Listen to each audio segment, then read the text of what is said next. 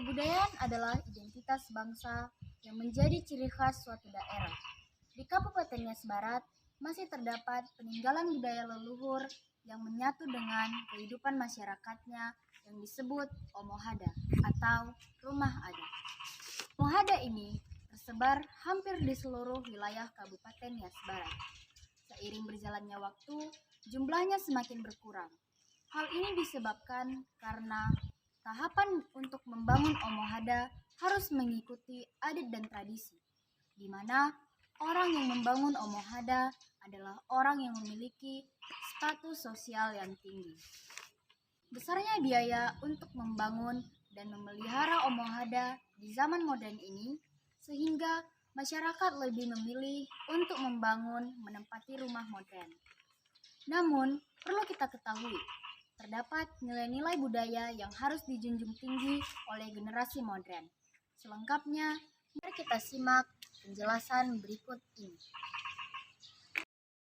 Ini namanya batu alas yang penyangga ini. Jadi ini karena sudah disemen tidak nampak. Umpa ya.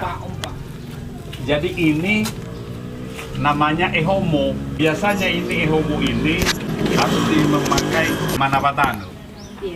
Jadi kalau dulu itu mulai dari dasar ini tingginya itu setinggi ini tokai burusa 3-5 meter. Karena tinggi manusia begini kan? 1,70 meter atau 1,60 meter. Kemudian burusa lagi masih sekitar 1,70 meter kan? Berarti 3,40 meter sampai 4 meter. Manfaatnya itu supaya mudah membuat di dalam itu tangga masuk lewat lantai. Kemudian menjamin keamanan orang yang ada di rumah itu untuk tidak bisa diganggu oleh orang lain, oleh musuh. Karena agak sulit kalau tinggi. Atau dulu kan masih hutan, ada babi hutan atau harimau. Iya. Binatang-binatang buas. Iya, babi buas, binatang buas lah dulu. Jadi dari jumlah beberapa ehomo ini semua harus ada satu yang namanya olalu. Jadi olalu itu sebenarnya dipahami bahwa mendinginkan suasana. Tahu-tahu ada yang tidak cocok, ada yang tidak sesuai untuk pembuatan rumah ini, ada istilah-istilah orang yang tidak senang lah, ketidaksenangan. Jadi mereka memahami dengan memberi olalu maka semua itu jadi dingin, jadi reda. Inilah diwa. Sebenarnya ini diwa ini dikasih di atasnya itu dikasih batu pemberat, penyeimbang.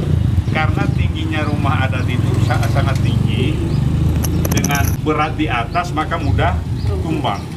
Jadi dengan ada diwa, ada tambua, ada perimbangan beratnya. Nah biasanya itu di diwa itu di situ dituliskan atau diberikan ya afore. Tengok seperti ini kan, ukuran penakar babi kan. Ini afore yang matusibu ada kan ini. Ya, si maur. Moro silima ini apa? Pagulukut set. Pas. Jadi tuhenya ini harus satu sejengkal ya. Sejengkal. Jadi siapa jengkal yang dipakai di situ sebenarnya? Orang yang pertama atau orang Sanuhe pada Fondaku. Itu yang memberi jengkal pertama itu. Sedangkan ini jengkalan ini sebenarnya ini dari Iromo Gambu. Fondaku itu ratnya ukuran. Nah ini baru dihitung di sini. Ini sebuah manu, telu tue, patue, lima tue, saralisi, dua lisi, telu, lupa, lima, fitu, walusi, wakulu. Membuktikan bahwa Bapak Mama satu ini kalau mencapai 12 alisi, minimal kakeknya atau bapaknya sudah menjadi balugu. Jadi kalau yang belum jadi balugu, paling tinggi itu 10. 10 Pak, berarti ini 12 sudah balugu. 12 sudah balugu. Itu keterangan secara real itu. Nah, ini ladai. Ini kayu ini terbuat dari manabadana. Dan ini tidak selamanya lurus, harus bengkok, mengikuti bulak lonjongnya bentuk rumah. Jadi inilah yang sulit, yang sangat sulit dicari. Ini harus dibawa di malnya nanti, atau contohnya sampelnya itu dibawa di hutan. Jadi diukur-ukur dulu apakah memang bentuk kayu ini bisa nanti dibuat. Makna ini sebenarnya adalah tempat duduknya tugahe. Tiang lah katakan. Tiang dinding untuk dinding. Jadi tanpa ladai ini tidak akan bisa terjamin kebulatannya. Inilah yang sangat sulit untuk dicari. Karena ukuran bulatannya ini harus disesuaikan dengan itu nanti pengambilannya di hutan. Karena tidak ini selamanya lurus ini, selalu bengkok ini. Ini namanya tugahe. Tugahe ini biasanya mengikuti tetenya. Mulai dari bawah ini ukirannya nio, membuktikan bahwa pemilik rumah ini kayaknya lidah. Jadi ini mulutnya. Jadi ini orang pemilik rumah ini yang memutus-mutus sesuatu di kampung itu. Tokoh. Sebenarnya ini bentuk niofiafi ini. Jadi membuktikan bahwa laki-laki perempuan, laki-laki perempuan, laki-laki perempuan. Kemudian ini selalu berpasangan ini. Ini untuk lambang perempuan. Bergantian terus. Jadi kadang di perempuan itu di situ ada niofiafi, ada lagi yang niohulayonya. Jadi harus berapa jarak-jarak yang keinginan, jarak tubuh itu di dalam tidak menentukan itu, harus sebatas itu dari batas tete. Di situ ada tubuh yang ada ukiran. Ini namanya tete. Ini yang lurus itu, daun rumbiannya sampai ke ujung sana kan? Oh iya. 5 kan? 5 ya pas. Ini namanya promosi 5 tete. Ini jadi itu membuktikan 5 tete. Jadi pasti itu dalam jarak yang penyangga itu dalam itu 5 meter. Maka juga tubugahe yang diukir harus sesuai dengan itu. 5 di atas juga ini tubugahenya juga harus sampai di situ. Tubugahe yang diukir.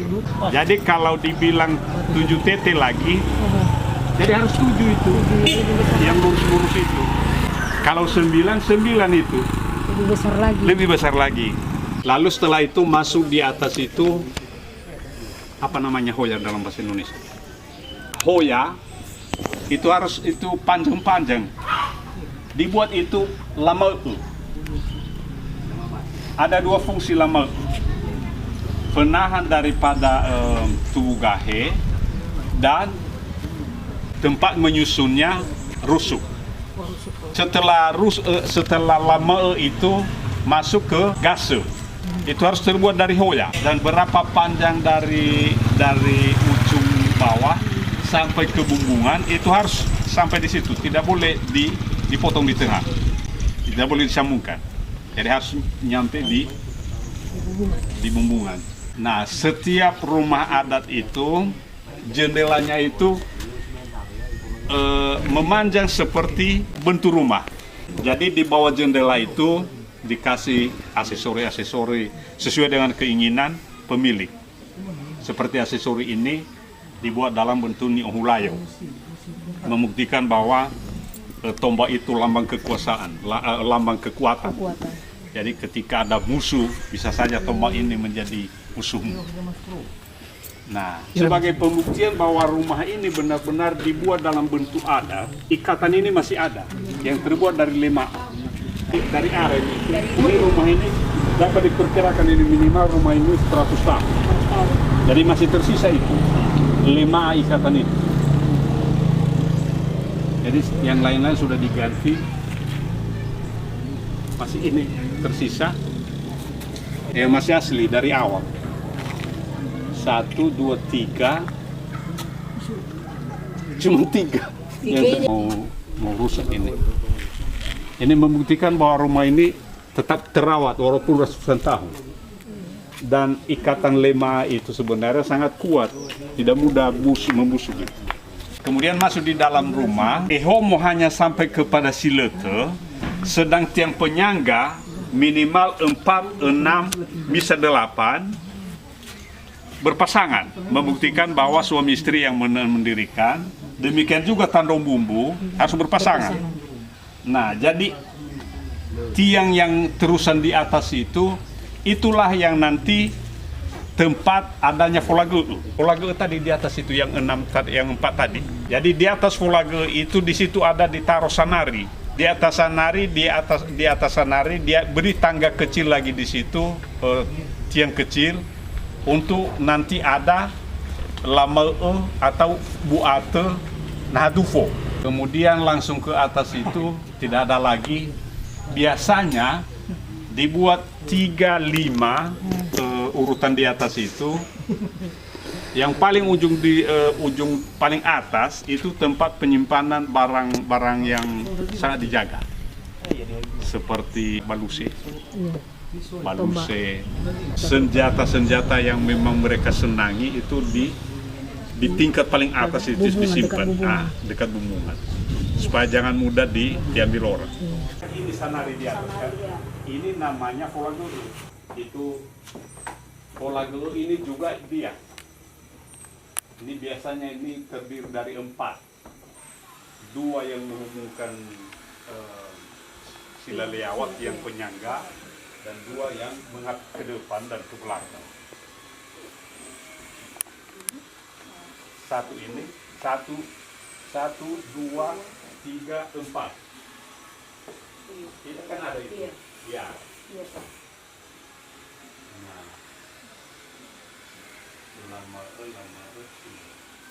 Nah, ini di bawah namanya latagahe budak. Oh iya. Ini.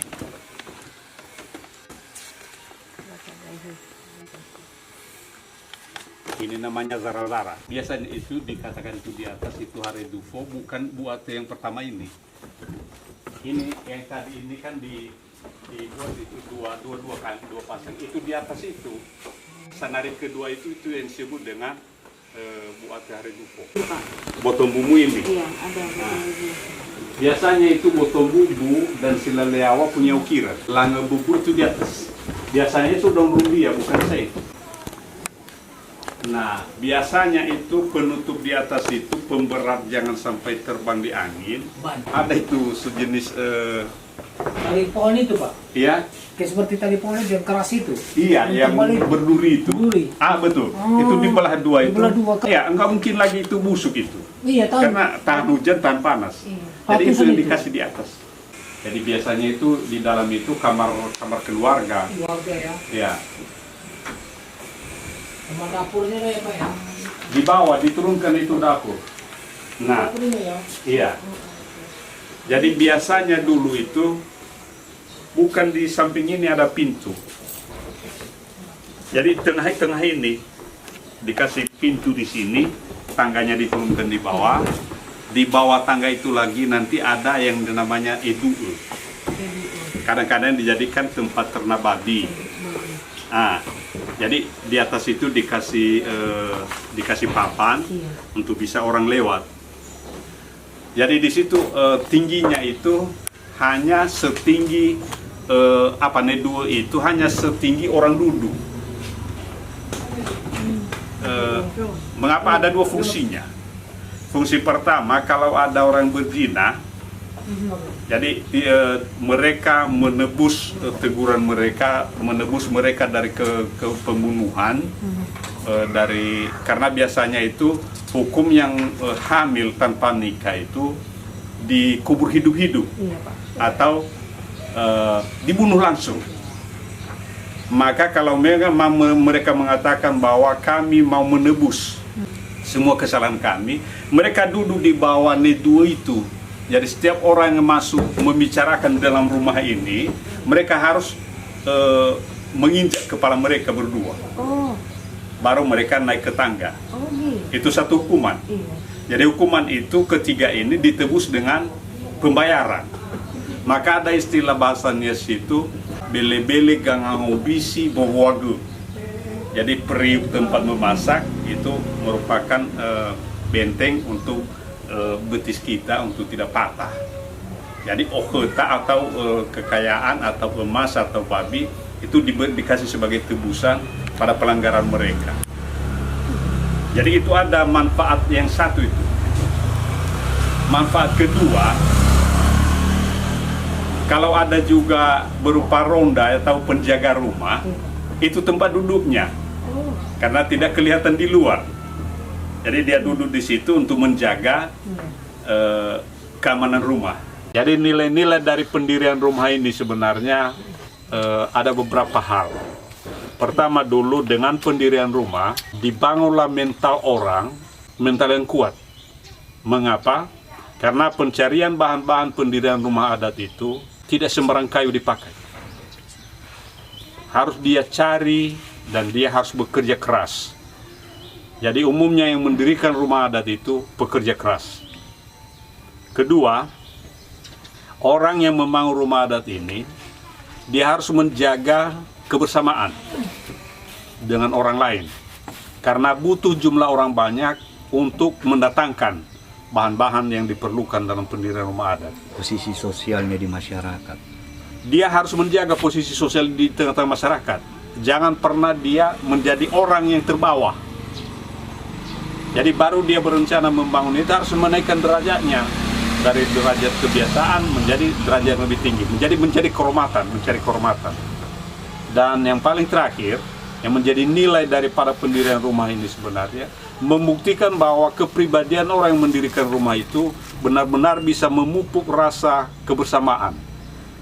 Berarti rasa sosialnya dengan orang lain bagus. Ini sosialnya. Jadi orang yang tidak bisa, bukan berarti bukan orang yang tidak bisa membangun berarti tidak sosialnya bagus, tapi membuktikan bahwa orang yang bisa membangun rumah adat itu, bahwa dia benar-benar hubungan baiknya dengan orang lain ada. Itu yang sangat penting diperhatikan dalam membangun rumah-rumah adat ini. Nah, kemudian nilai lain dalam pribadi yang membangun rumah itu, dia harus mempertahankan status sosialnya di tengah masyarakat. Karena status sosial menentukan berapa ukuran yang harus dia bisa lakukan untuk pendirian rumah itu. Yang paling terakhir, kalau boleh saya bisa memberi pesan atau saran-saran, terutama dulu kepada pemerintah daerah. Kalau boleh mengembangkan dan memberikan masukan-masukan, memberikan dorongan motivasi kepada masyarakat, membangun kembali nilai-nilai budaya itu. Supaya di tengah-tengah masyarakat dari generasi ke generasi itu jangan hilang dengan sendirinya, ditelan alam. Kebiasaan yang sangat mulia ini dari nenek moyang kita. Karena nenek moyang kita itu sebenarnya benar-benar secara ilmu boleh dikatakan cara pola berpikir mereka sangat bagus, diteladani dan bisa menjadi contoh bagi kita generasi dewasa ini. Di era modern ini. Di era modern ini. Yang kedua, kepada masyarakat dan generasi berikutnya, jangan terlena terus dengan perkembangan zaman sekarang. Mari kita berkaca balik dengan kebiasaan-kebiasaan nenek moyang kita. Biarlah menjadi kaca perbandingan bagi kita. Nilai-nilai baik yang telah ada dari leluhur kita, mari kita jaga dan kita teruskan. Kalau boleh kita bangkitkan kembali. Bukan berarti budaya itu tidak perlu. Karena budaya itu sebenarnya bisa membawa kita pada luasnya berpikir. Dan banyaknya yang menjadi wacana-wacana berpikir kita untuk mengalami perkembangan baru di masa akan datang. Maka saya sarankan kalau boleh jangan tinggalkan begitu saja budaya di Indonesia, terutama pendirian rumah dan beberapa aspek lain yang sedang ada di tengah-tengah masyarakat ya. Mumpung masih ada, sebelum hilang, mari kita jaga. Terima kasih.